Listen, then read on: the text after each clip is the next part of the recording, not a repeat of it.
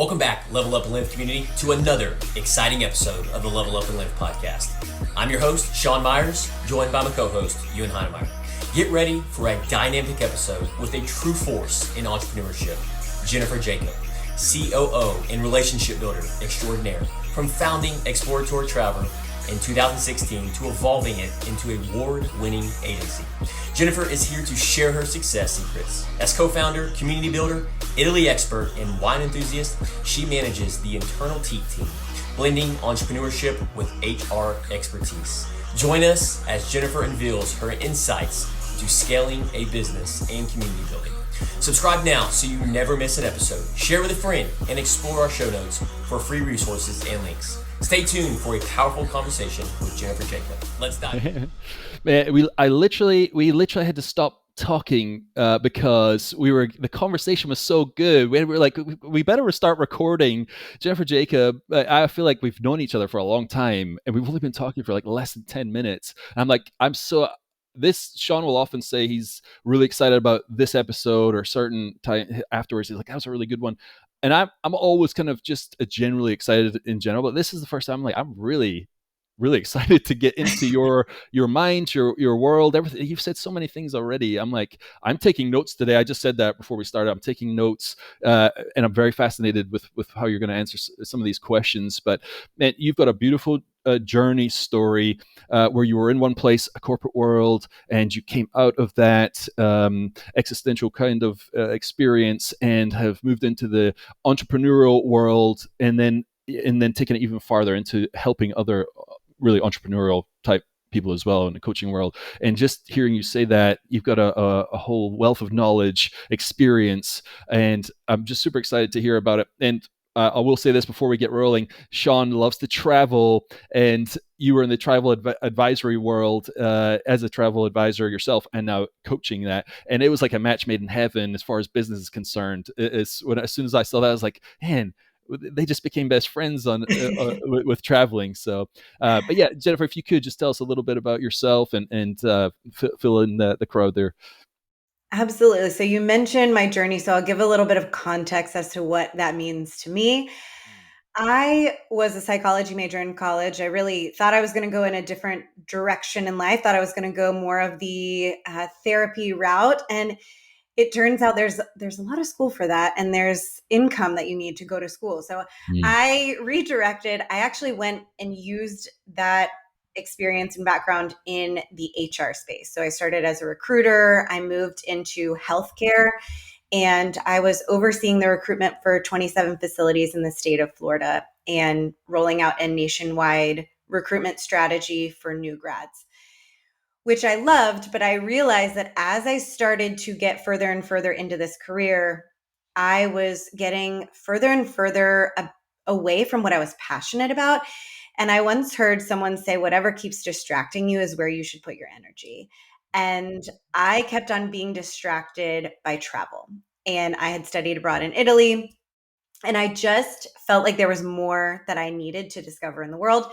And so I was going through a transitional period of my life, and I really felt like there might be an ability to reset. And I had a friend send me a link and said, you should read this. And it was How to Travel the World for Free, an article.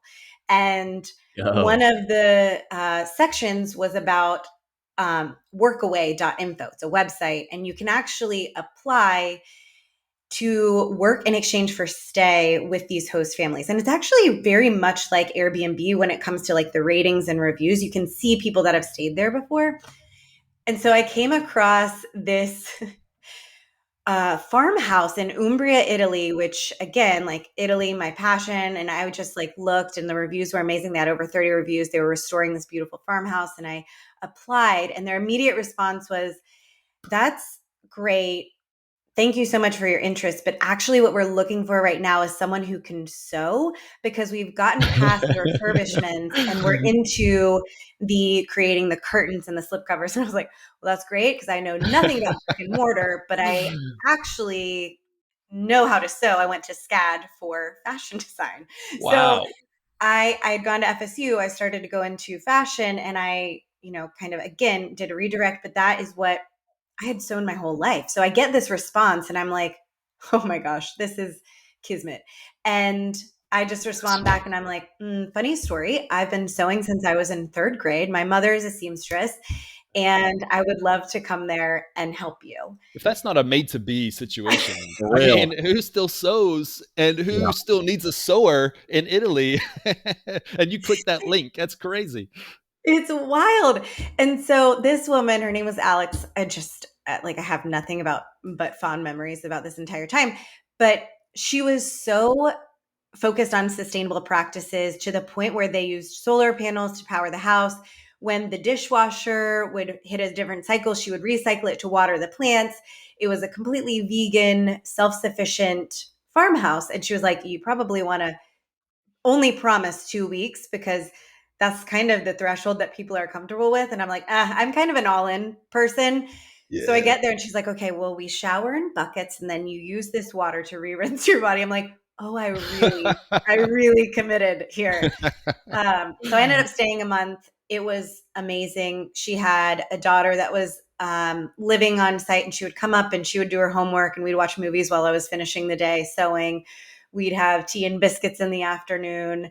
I'd grab a glass of wine in the evening and help her cook. And then I used 2 months on the front and the back end to kind of create this sabbatical where I ended up traveling to about 8 countries in all. And I used that time to, like I said, create content, create blogs. I blogged every day the whole time. And I just wanted to create an approachable way of traveling for people. I had studied abroad and I didn't think that there was a travel agent that was catering to my type of travel, which was very experiential. And I wanted to feel things. I didn't just want to see things. So that's how my passion for travel kind of converted into this business. And then as time progressed, I went into full-fledged travel agency. I recruited in classes. I brought on 7 new advisors February 3rd of 2020. And 1 month later on the dot, the world changed very much. And what I knew as a successful business, or so I thought it was going in that direction, came crumbling down around me. And I had to find a way to mentor and stay positive for these people that I just brought on.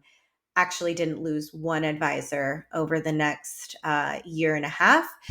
And we just kept chugging along, and we turned out multiple millions of dollars in sales the next year. And I ended up selling that business in 2022 because I had created a brainchild with Robin Bradley, my co-founder and CEO of our current company, Teak, which we now focus on branding and client experience workflows, courses, and helping travel advisors create business models that don't burn them out. So I'm curious, Jennifer, you had mentioned a couple things that had made a note on. The first one was during COVID, you had these advisors and these travel agents that looked up to you as a leader, and you stayed positive.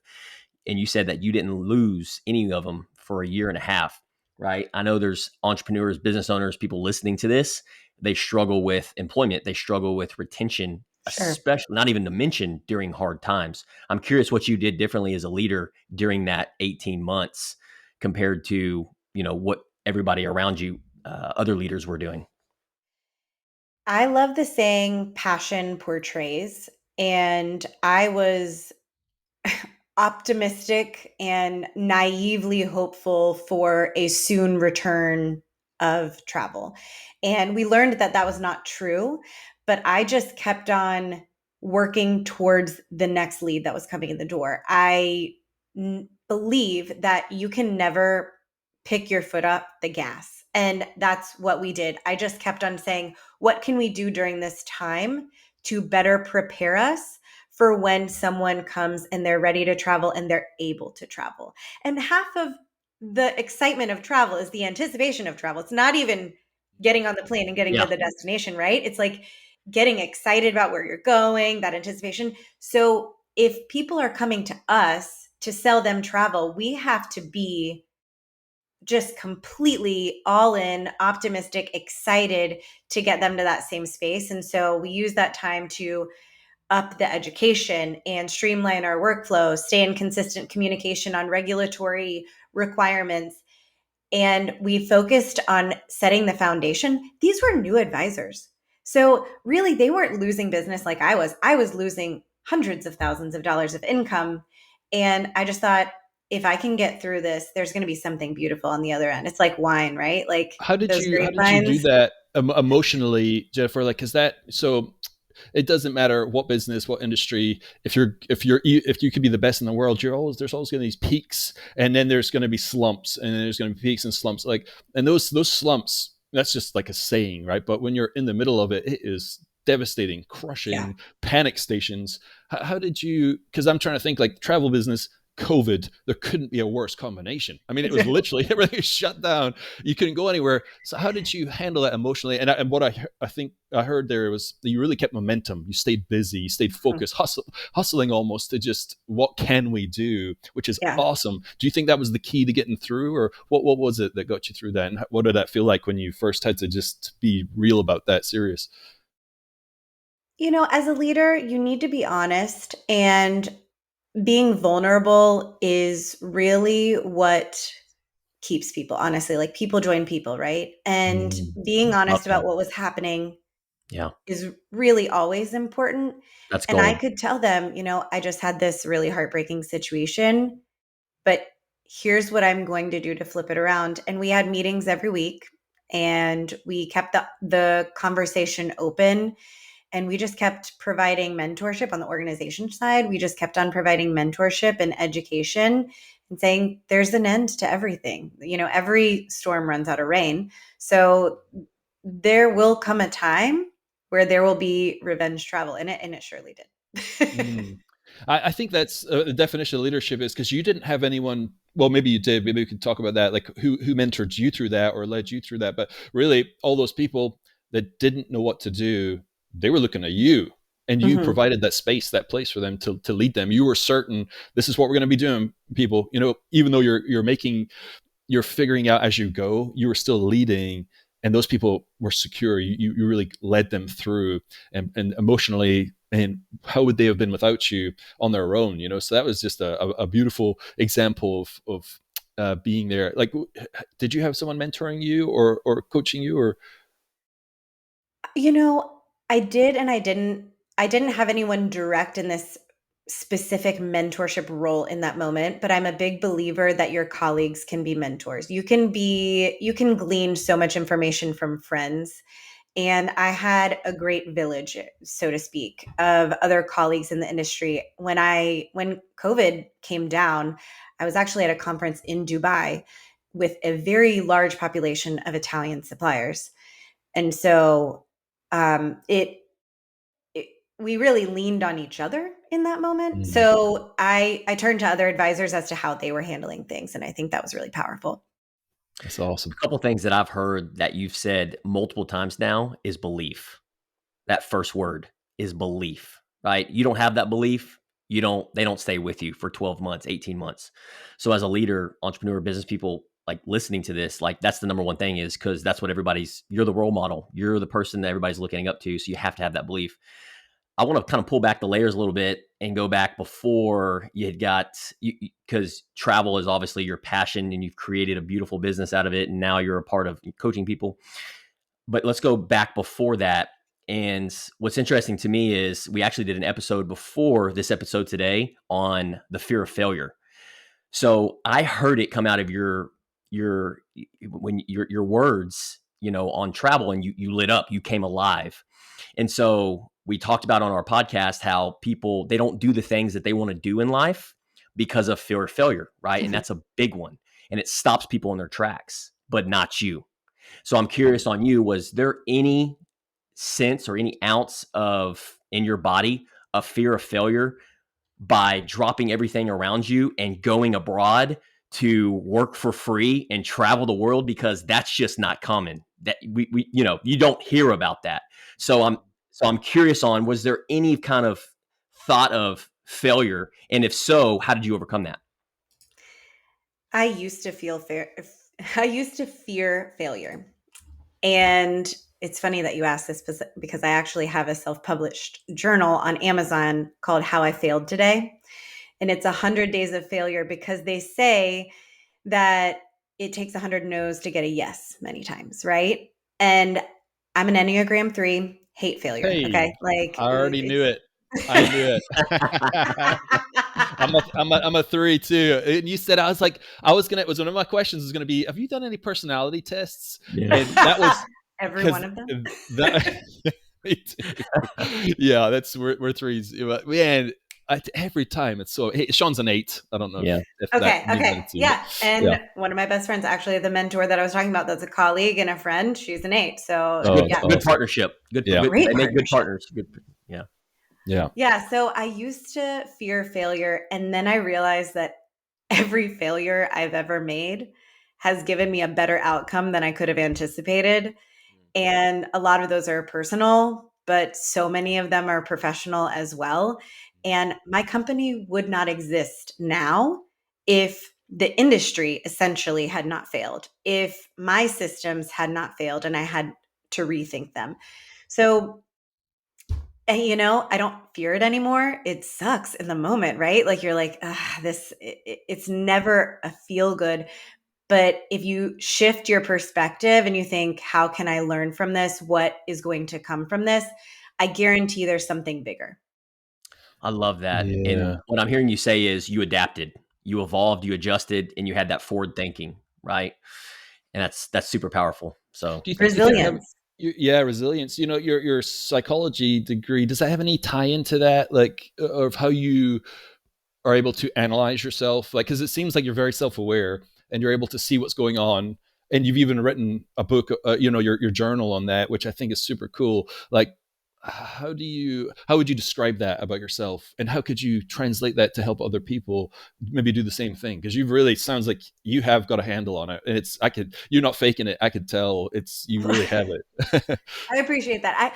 I wonder if this is like correlation versus causation, right? Like maybe I picked psychology because I love that. And I think, there is so much to be benefited from when it comes to emotional intelligence. And I think that is where I really find passion is like, how does how we operate on a daily basis impact everyone else? And how can I take cues off of those people so that I can react accordingly? Because I can't control how someone reacts, but I can control, my own reaction to that. And I couldn't control COVID. I couldn't control the personal experiences that led to me taking that life sabbatical, but I can very much control the outcome. And Mm. I just think that it comes from perspective. I felt like when you said like the keyword belief, I'm just thrown back into Ted Lasso, like the ripped apart banner. I'm like, that's like a Yeah. symbol for Love that life, show. right? Like the ripped Yes. Yeah. apart belief banner and you put it back together. Like Yep. that's failure in a metaphor. It's like you just have to learn, adapt, be resilient. And I don't know if you can always teach self awareness to someone who simply doesn't want to be self aware. Most of your audience, I would probably say, is dabbling, if not self aware, because they're listening, right? Like they know there's an opportunity for improvement in their life. And once we've hit the peak of we think we've done it all or we've learned it all, we become completely non self aware anymore because there's always an area of opportunity. There's always a way to improve. But being honest about where you can improve, that's where that self reflection really comes into play. So finding a good mentor, like you mentioned, and I'm a big podcast listener. So listening to other perspectives and frankly traveling the world and cultivating that empathy and understanding of different cultures is such a huge mirror to ourselves. We can become so ethnocentric and especially like America, we're such hustle culture. So, Mhm. if I were to look at the rest of the world and be like, oh, they're lazy, it's like, no, they've maybe perfected the art of life. Like La Dolce Vita is the Italian, taste, they just have this way of going through life in this very paced way. And so I think it is about acceptance and reflection and just keeping your eyes open to what the rest of the world can teach you. I'm curious. Me and Ewan had a conversation. We actually did another episode on this on travel. And one of the things that stops Ewan from traveling a lot is the minutia of getting the luggage, getting the kids together, getting to the airport, traveling on the Yeah. airplane, TSA. And I know a lot of listeners and I know a lot of people, right, listening to this that stops because how you do one thing is how you do everything, right? And so you justify in your mind like, oh, I'm not going to go travel the world because of this, and this, right? And so they don't go travel. And I'm not saying, I'm not beating anybody down, but for me, it's like, and it's I resonate with what you're saying is like you look past that. And I want, can you touch on that a little bit? Like, because you haven't talked anything about like, what's going to stop you in your tracks. You're like, this is what I want to do. This is the macro. Yeah. This is what I want You to go. manifest, and I'm going to make it happen. And that is what I preach all day long. So I'm curious your thoughts on it. It's funny because logistics, I think, are so make or break, and not to like go down a travel hole here, but I will for a second because so I have a beautiful trip planned in May, and I'm taking my daughter for the first time to Italy, and we're going to Greece, and Awesome. she's Love one and a that. half. So this Oh, is wow. definitely going to be an emotional and physical hurdle every step of the way, right? But I have prepared myself. I do have a travel advisor. I have prepared myself with the logistical preparation. So I have someone meeting us at the gate and taking our luggage for us. I Smart. have a porter to help my father-in-law get the luggage on the train so that I don't feel like I'm caretaking for him. I have already prepared that every room has a crib and a bathtub. And so that like preparation in my mind, it reduces my anxiety immediately. And failing to prepare is preparing to fail, right? So I just know that if I want to be able to enjoy myself, if I want to be successful in something, having that foresight of reducing those obstacles, this could be travel and it could be business, reducing those obstacles is the best way of getting there and having an enjoyable journey along the way. And that could be business too. I mean, it is enjoyable. It's hard but it's worth it, right? It's Yeah. entrepreneurship. Yes, it's funny, so funny you say that because Sean actually changed my mind on that episode that we did about travel because he said, those moments where you're waiting, he's like, that's a moment God has given you that you can just enjoy. And I don't think like that because I came to America when I was 19, and at the time I think I was trying to get the cheapest flights, so I'd be on like 3 flights, like or 3 stops, like it would just be like 24 hours like awake and traveling, and I do it multiple times a year for years on end. And I think it really just kind of put this I don't know, it kind of burned me from wanting to go travel more because it was just me on my own, and I just want to get to my destination. Like all this travel time, it was just so brutal. And then even now, it's a business trip, and I'm going somewhere like 3 hour flight sounds long. I'm like, oh, the dread of just going there. But Really? yeah, I don't know why. I'm like, my But phone is off. I've got a podcast queued up. Yes. Don't talk to Got my me. This is my journal, my most, reading. Yep. yeah, I am yeah, ready. I got my coffee from the airport. I will wait in that line for Starbucks all day. I don't care. I have nowhere to be. I'm going to pop in my headphones. I am here. Yes. I once flew, this is wild. I got invited to Tahiti, but I already had a trip with my then boyfriend. He actually proposed on the trip. We were going to Italy, and this was his first time going, and I was doing a site visit for a wedding that I was planning there. And so we go on this trip to Italy, and I have a flight from Rome to Dublin, Dublin to LA, LA to Papeete, Tahiti. I whoa, did a time lapse, and it was 42 hours door to door with no overnight layover. I that fell broke my asleep record. talking at the table. What did that look like? I remember, like, when you have that like Twilight Yes. phase where you start just making nonsense, like you're Yeah. not even making words. We're sitting there, 12 strangers that are my new best friends for the trip, and the sales rep, and I just start saying complete nonsense, and my eyes shut, and I woke up and I said, I am so sorry. I know that didn't make sense. I'm going to excuse myself. And I left, but I'm like, again, the end game for me, I'm like, I'm going to get in that over the water bungalow. Like, this is a once in a lifetime opportunity and an invite. And it was one of the most transformative trips of my life. I ended up meeting one of my now mentors, Susan Whitson, who was she was the press secretary for First Lady Laura Bush, and was actually like with her on Air Force One during 9/11. And I just did a podcast with her on ours. And she just has such information to share and such a good presence. And Wow. she taught me a lot about diplomacy, political savvy. And so if I had not been there, again, retrospect, if I had not been there, I would have not met this woman who had made such an impact on my life. So it's about the big picture, but I know in that waiting, in the luggage, in the, it's, I think about the blunders that happened on that trip, and I lost my passport in the airport. I wore a sweater, showed up sweating in Tahiti. I had checked my wallet at one point on the like puddle jumper, so I didn't have my wallet to even buy a drink. Like it was, comedy of errors. But so all those errors, and you made it through quite sprightly, like you were kind of happy the whole time, or what was your demeanor the whole time? Yeah, I would say I was pretty dang happy. I was in Tahiti, I was meeting people that fuel your fire. And I think that's really important is you have to surround yourself with people that are in a similar value system. And what I realized when I landed and I met these new people, they actually called me MacGyver that whole trip because I had one duffel for 10 days. And they would be like, does anyone have this? And I'm like, I do. And they're like, how are you Mary Poppins? Like I sewed a dress in the airport. It's back to the seamstress. I sewed someone's dress in the airport. I had a whole like charging pack and I charged everyone's tech with like this one panel I had.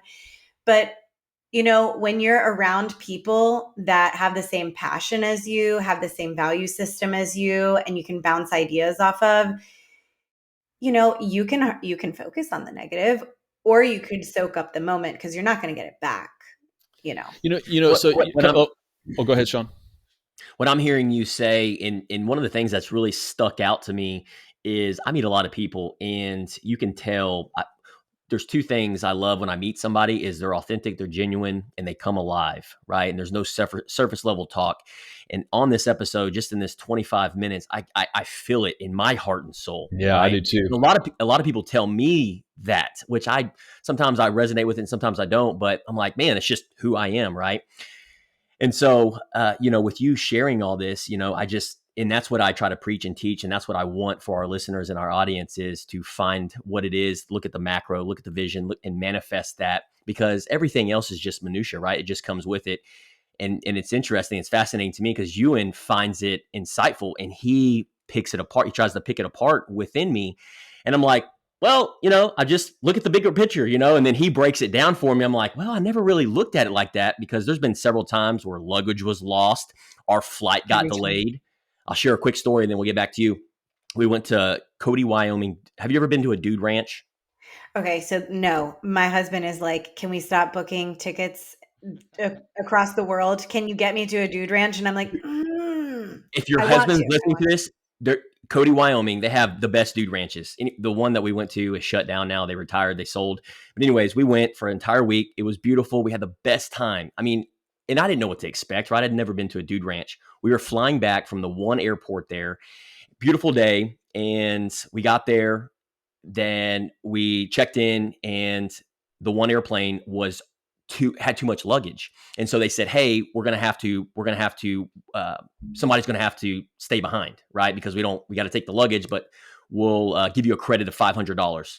And so me and my wife were like, no, we want to get back home. And so fast forward an hour later, they bumped it up to $2,000 in credits per person an hour later. Yeah. Raise your hand. I raised my hand. I said, I can either look at this as a negative or I can look at this as a positive. And everybody around me, Jennifer, I got to get home. They were complaining. And I'm like, no. I'm like, let's look at the bigger picture here. This is going to be $4,000 in credits that we're going to be able to apply for other future trips. And sure enough, they took us to Billings. They comped our food, gave us $250 in vouchers. They comped our hotel, and we got $4,000 in credits. It paid for our next 6 times in travel. But it was that mentality of that mindset is what I'm hearing you say on focusing on the good and not the bad. What airline was that? United. I'm a loyal United. I was Delta, but I have to say, United, they've upgraded me. They've done some great things that I'm like, Delta, you're making it too hard. You're making it too hard. I'm getting two things. So Sean had changed my mind on that. It's like when you're in those moments, enjoy them. But what you had said about travel is that like you had planned it all out. So like as far as my plans when I'm traveling, it's like I just need to get on the plane and then get there. That's like, Mhm. I'll have some things with me, like an iPad, but I don't really anticipate enjoying. So it's my belief. It's my belief of the wait time is negative, and so of course I'm going to be in that negative state. So I'm hearing you're looking forward to it, enjoying it, and planning out what's going to happen in there. And you planned this whole other trip, and I haven't done that. But I'm like, if I were to do those things, I think I really would enjoy it. Like I'm actually looking forward to our next trip, like after that episode with Sean. But now you said that really, yeah, it's all mindset. And like, how can one person be happy and one person not and be not? They're experiencing the exact same thing. But it's their belief around the situation. And so yeah, I appreciate you sharing that. Yeah, absolutely. I mean, here's the thing. As a travel advisor, when I was planning travel, my goal was always to take the logistics and turn it into an experience. So if someone lands and they have a 2.5 hour drive, we're going to break it up and you're going to have a wine tasting on the way so that you are not focused on sitting in that car for 2.5 Where hours. have you been my entire life? Like, where are you? Like, I mean, everything I, happens I for a have reason. Here people you for are. you. Don't worry. Okay. This is cool. But it's the same thing about the airport. It's about every leg of the journey. And that's a lot of what we teach. I don't plan anymore, but when I talk to advisors and they're like talking about these kind of like these more logistical struggles, I'm like, okay, but where's the opportunity here for something really beautiful? I had clients in Morocco, and Morocco is huge to drive across. I mean, it's just wild. People are like, oh, small country. No, you're going to be in the car for a long time if you want to do the desert and you want to do Marrakesh and you want to do Essaouira and you want to go all over.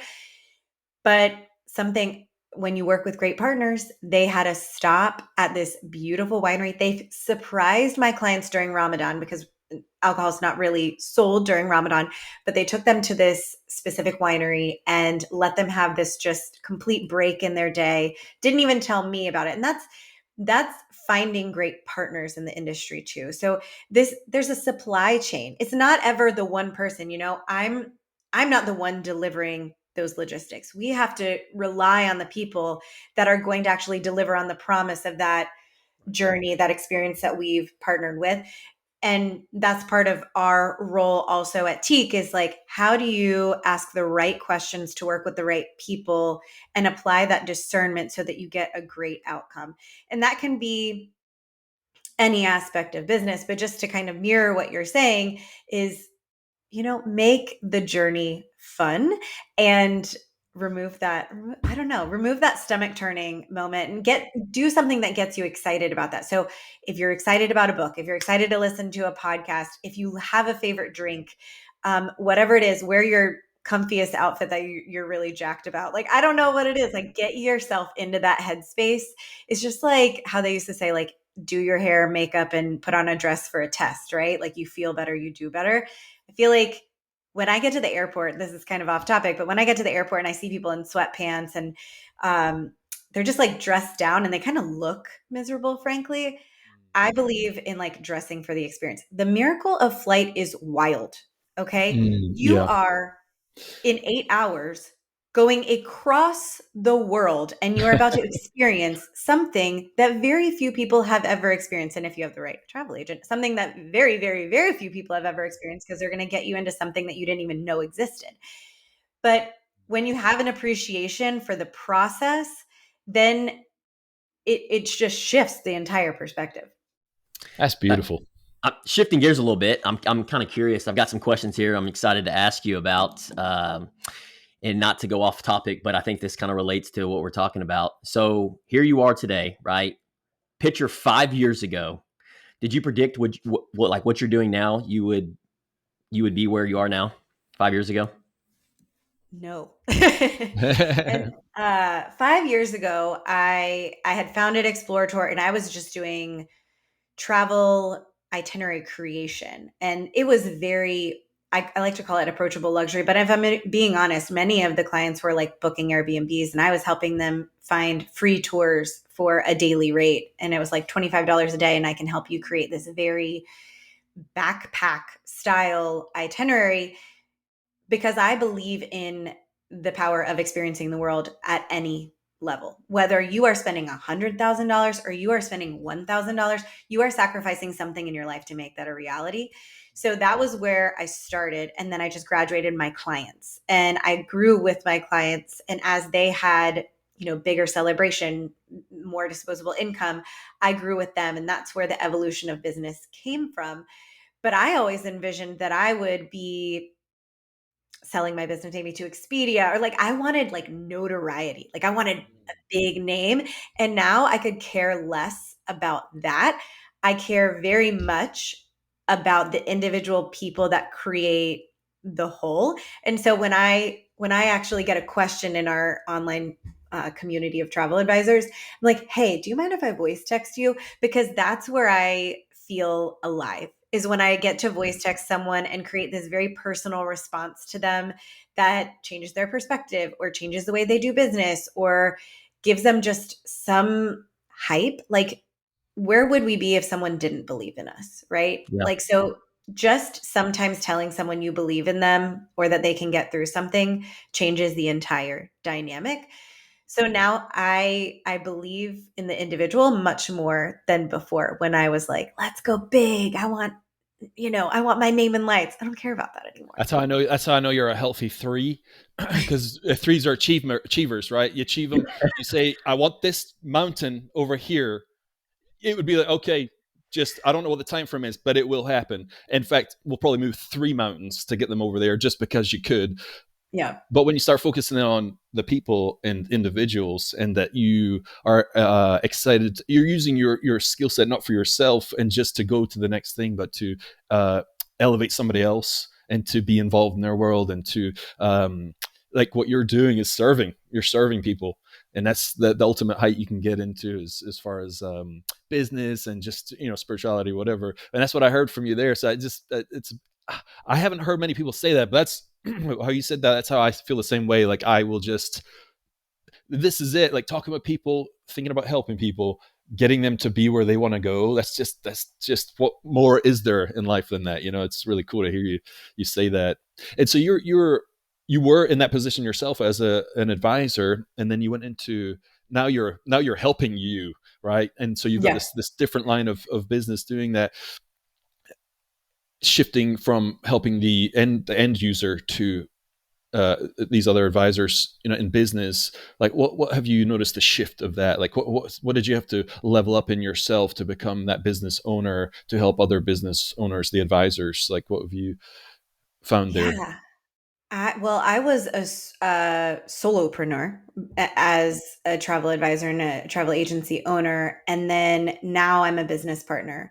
So leaning on someone else can be a challenge, obviously. Like I work with Robin more than, I talk with my husband. Like we're on Slack 8 hours a day and I get, 4 hours a day with my husband. So it has to be such a healthy relationship, being able to delegate. We have a team of 5. So trusting and empowering people, even though they're going to fail, they're going to mess up. But organization and automating systems is where our power comes from. That's like our superpower. We are big on boundaries, massive, massive, massive on boundaries. And we What don't do you, get what do on you the mean? phone. What do you mean boundaries there, Jeff? Because that's super important. Like, man, everything you're describing right now, it's a very, like, we are very much in the same boat as partners, and so it's Yeah. amazing to hear like you guys have it down pat. Like, when you say boundaries, what is that? Well, for Robin and myself, what that looks like is I don't text her ever unless it's a personal matter. Slack is Mm, for business, and mm. Slack goes off at 5, and text is for fun stuff. That's strictly friendship, relationship stuff. But when it's Slack, we are all business, and we actually don't put anything like familial in there. We have a water cooler chat, but that's for the whole team. And when we have our weekly meetings, we have an agenda. So we don't, we might have 5 minutes of niceties and, anecdotes, but we go into the agenda and we keep it very business. And now we've learned to respect each other so much more.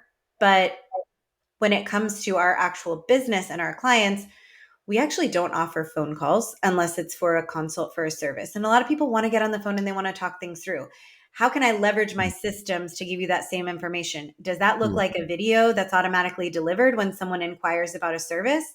I am so protective of my calendar. And that's something we really teach to travel advisors is you shouldn't just be picking up the phone. A lawyer doesn't just pick up the phone and talk about a contract. They have a triage system.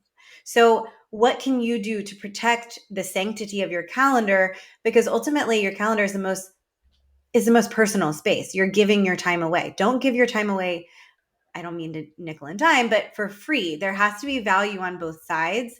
And when your calendar is taken up by something that is not feeding you, you're taking away from something else. Anytime you give to something, you're taking away from something else. So it's always the give and take, and it's always an opportunity cost.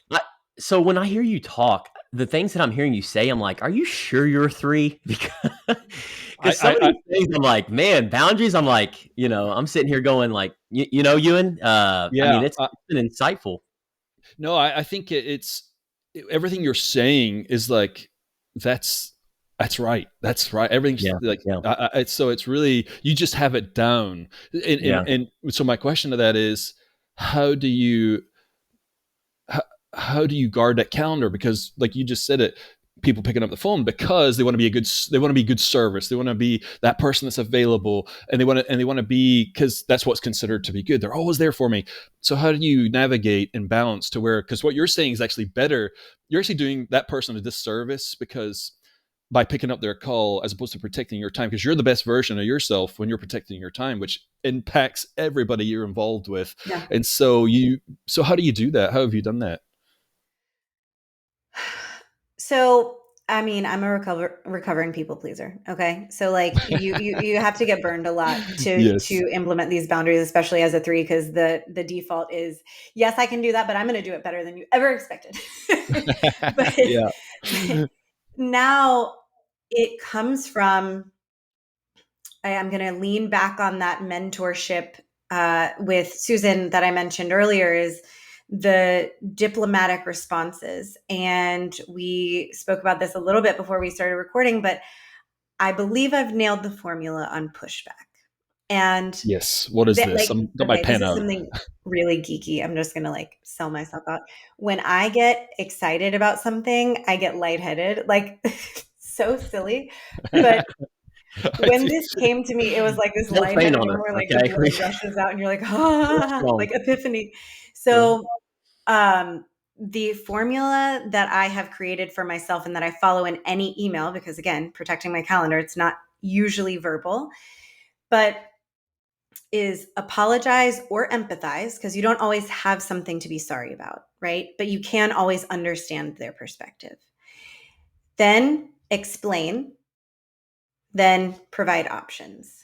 So what that looks like for someone who maybe is a client, they're interested in a service for us, and I am unavailable to take their call because I've got a daughter. I only have 15 hours of childcare a week. Like no one would know that because I protect my calendar so well that I would create the illusion that I am working at all times, and I'm available, but I'm not necessarily available to anyone at any time.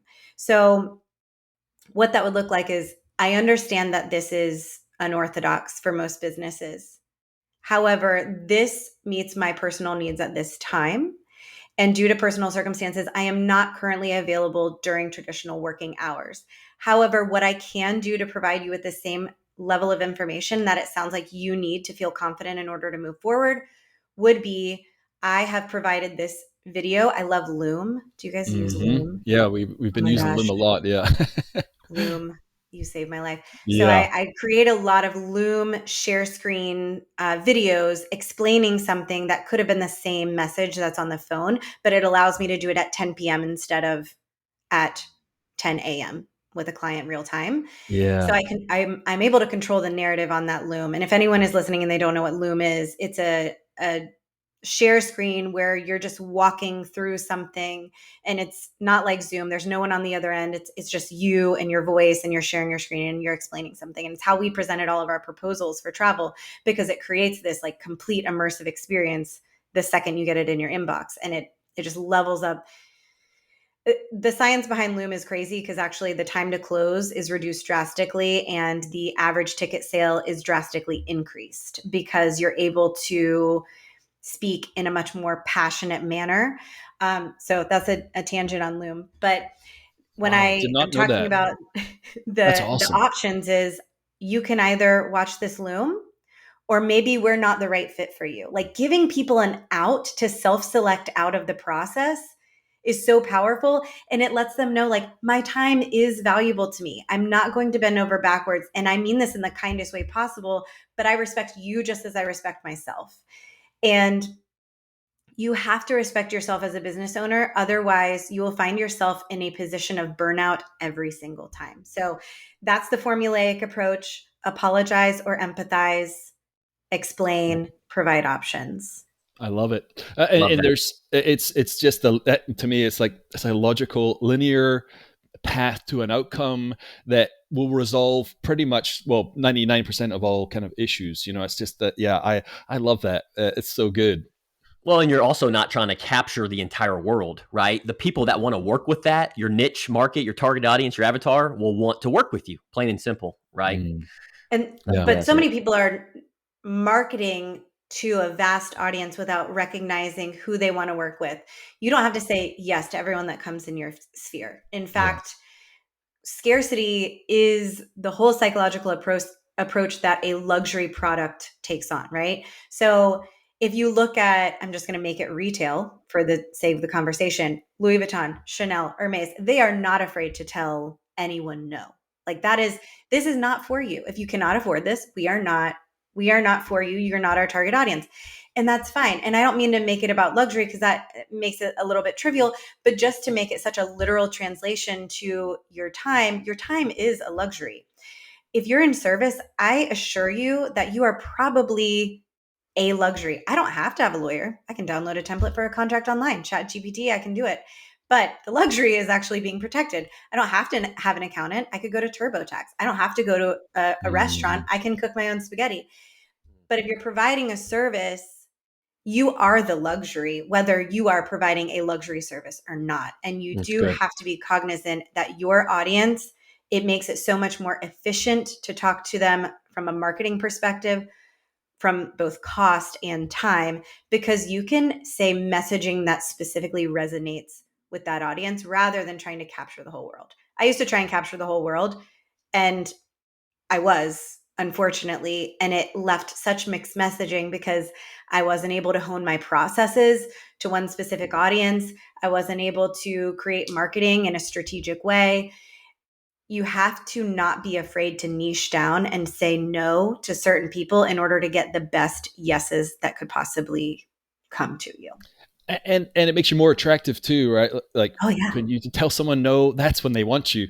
Like, if it's easily available and free and you can please have it, they're like, I don't want it. It's the exclusivity, that luxury. People Yeah. want luxury because it's got something that they want, and it's that, yeah. When you tell someone no, it drives them crazy. So it Well, and generates that's like that. when I give the options and I'm like, here's the Loom. I'd love for you to hear our explanation about this product at XYZ, or we're happy to refer you to someone else. They always are like, not always, okay, but 9 out of 10 times, they are more willing to listen because we've set a boundary. And those Mhm. boundaries just elevate our professionalism even more. Yeah. And if someone really challenges that and they get spicy, we just call them out on it, and not in an unkind way. We Mm. believe clear is kind, and say, it sounds like this is not going to have a positive outcome for either of us. The conversation has turned from professional to personal, and we're going to remove ourselves from the conversation unless XYZ, again, options. Mm. So you don't have to be unkind to get the outcome you want, or to deal with a hard client, or a lot of the time it's just miscommunication. Yeah. Yeah. Things can be resolved most Yeah. times with Yeah. just clear communication and effort on both sides. So true. Awesome. Well, Jennifer, I feel like we could talk for hours because I know, time flew by. Goodness. business, entrepreneurship, travel, belief, purpose. But for the sake of time and so we've got one question for you. We're going to hit you with a curveball. You ready? Yeah. Yeah. What does level up and live mean to you? Level up and live means giving yourself the permission to step back from something that is no longer serving you and having an honest and introspective conversation with yourself as to the sacrifices you're willing to make in order to get where you want to go. Man, Yeah. that's almost the Beautiful. reverse answer of that. Like, I love that, where you're really analyzing, you didn't go straight up. You're like, what do I not want so that I can say yes to the things I do? That's huge. Awesome. Very cool. Thank you so much. Thanks for Thank sharing. you. Love that answer. And where can our listeners and audience, how can we support you? Is there Yeah. you have a go-to? Absolutely. You can find me on LinkedIn. I'm Jennifer Jacob. If you are a travel advisor or in the travel industry space, we would love to support you through our content. Our Instagram handle is TeakHQ, TIQUEHQ, and our website is the same, www.teakhq.com. Love it. Fantastic. Well, Thank thanks you again so for much your for time, having Thanks energy, so and much, effort today. Jennifer. That was so good. Yes. We could have kept on talking, and we always, at the end of a say, I always say, level up and live. Level up and live. Level up and live. Thanks for tuning in to the Level Up and Live podcast. A huge thank you to our guest, Jennifer Jacob, for spending the time, energy, and effort with us today. If you love this episode, leave a review and join us next time for more inspiring conversations. Remember to subscribe and share the wisdom. Until then, keep thriving.